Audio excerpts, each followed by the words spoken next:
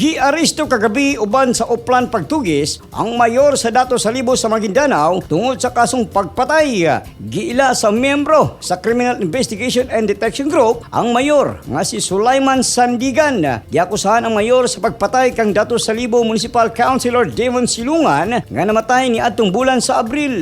Wala mipakita og pagsupak ang mayor atol sa operasyon nga miuban kini sa mga otoridad.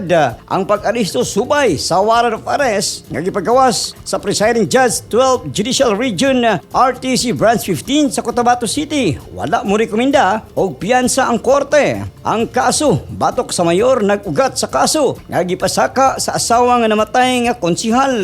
Ana-ana karon ang mayor sa poder sa CIDJ Regional Office sa Bangsamoro Region.